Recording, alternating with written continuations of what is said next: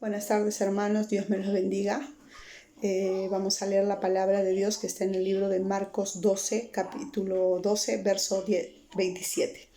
Y la palabra de Dios se lee en el nombre del Padre, del Hijo y del Espíritu Santo. Y dice: Dios no es Dios de muertos, sino Dios de vivos, así que vosotros mucho erráis. ¿Por qué Jesús le habla esto a los saduceos? Porque le hacen una pregunta como queriendo hacerlo quedar mal, ¿no? Y le dice, maestro, dice en el 19, dice, maestro, Moisés nos escribió que si el hermano de alguno muriere y dejare esposa, pero no dejare hijos, que su hermano se case con ella y levante descendencia a su hermano. Y más adelante dice, ¿no?, que este hermano muere y después lo toma otro, y así pasaron por los 7, y en el momento de la resurrección, ¿de quién sería esa mujer? Pero él le dice, no, ustedes yerran en las escrituras, porque no es así. Dice en el 24, dice: entonces respondió Jesús y le dijo: no erréis por esto, porque ignoráis las escrituras y el poder de Dios. El 25 dice: porque cuando resuciten de los muertos, ni se casan ni se dan en casamiento, sino serán como ángeles que están en los cielos. Ese es el error que se comete en las escrituras. Y mucha gente, mira, los saduceos eran personas que les gustaba escudriñar las escrituras, igual que los fariseos, igual que los levitas, igual que los escribas. Pero sin embargo eran gente que, por estar siempre en la contienda, erraban en las escrituras. Y es ahí donde nosotros tenemos que evitar la contienda. Como pueblo de Dios debemos evitar la contienda, ser enseñados por la palabra. Acá está en el libro de Timoteo, 2 de Timoteo, y en el capítulo 3, verso 16 dice: toda escritura es inspirada por Dios y útil para enseñar, para redarguir y para corregir, para instruir en justicia. Dice toda escritura. Es aquí donde fallamos como hijos de Dios y estamos siempre contendiendo, siempre peleando, siempre diciendo: pero ¿dónde está? A ver, muéstrame. A ver, mira, si tú eres hijo de Dios, no tendrías por qué estar siempre diciendo: muéstrame dónde está. Y lamentablemente hay mucha gente que dice ser cristiana, pero lamentablemente por sus hechos no lo demuestra.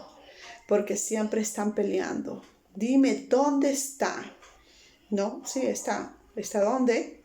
Y también hay la Biblia, y siempre lo he enseñado, es como un código civil aquí en la tierra, como un código penal en la tierra, donde hay una parte que hay una ordenanza y hay otra parte que la corrige o la perfecciona o simplemente la suprime por ciertos casos.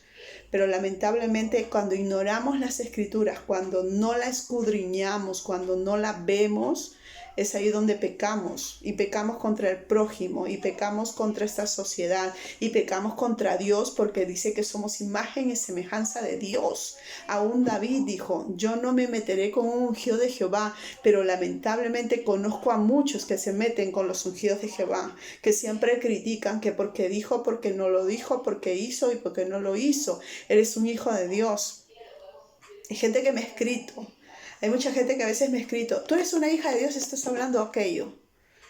Pero ¿dónde dice la escritura? Pero yo los corrijo. Y yo los corrijo con la misma palabra.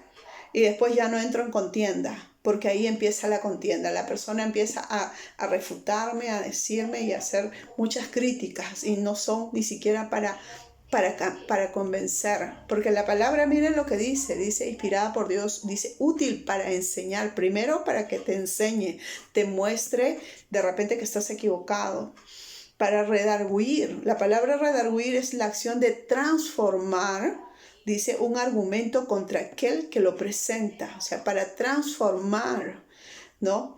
Y después dice para corregir y para instruir en justicia. La justicia es divina.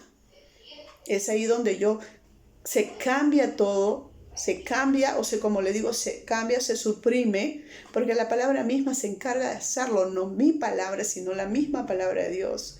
Por eso yo te insto, como hijo de Dios que eres, ¿no? Que tú me estás escuchando, y si sabes que dentro de ti siempre hay esa contienda de querer dividir el pueblo de Dios, porque eso es división, cuando tú agarras y te pones a discutir con otro cristiano, que porque no es de tu denominación, porque no es de tu iglesia, o porque no te parece, o porque crees que tu iglesia es mejor. Mira, delante de Dios algún día vamos a rendir cuentas, y yo te lo digo en el amor del Señor y con temor de Dios, de que tengas mucho cuidado a quién le hablas y cómo le hablas.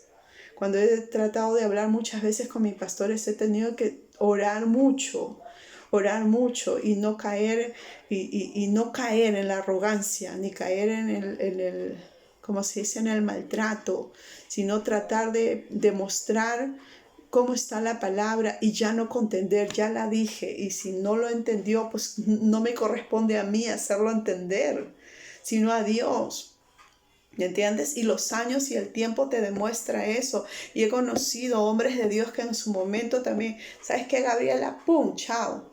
Y de pronto han pasado los años y Dios le ha mostrado, y cuando el Señor, en un momento hemos conversado y me dice, ¿sabes qué? Necesito pedirte perdón, porque tú me lo advertiste, tú me dijiste si pasó esto, y pasaron los años y me pasó todo esto.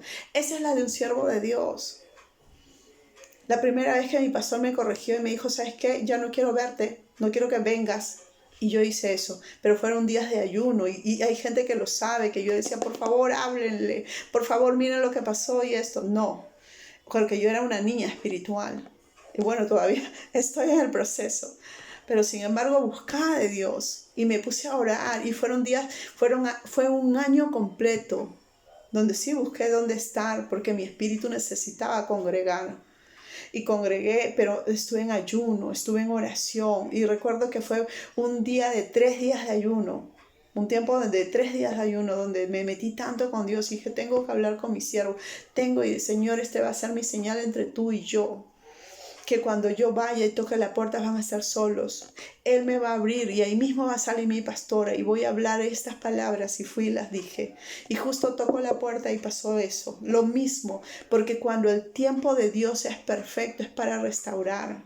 Porque cuando el tiempo de Dios es perfecto, es para mostrarnos si hemos cometido errores. Por eso dice, no erréis. No erréis en las Escrituras. Vuelvo y reitero.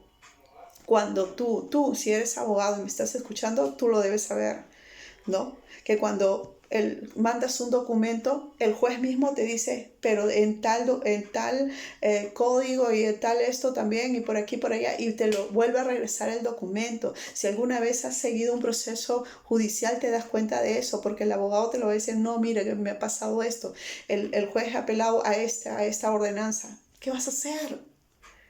Es así.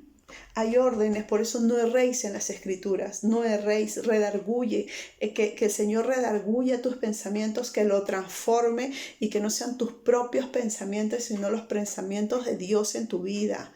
Métete con el Señor y oramos.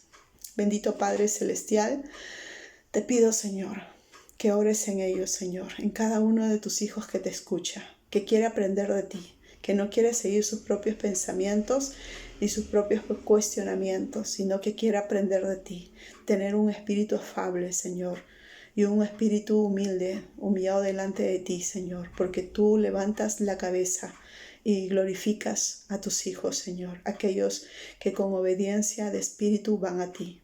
Gracias te doy en el nombre de Jesús. Amén y amén. Dios te bendiga, hermanos, que tengas una buena tarde.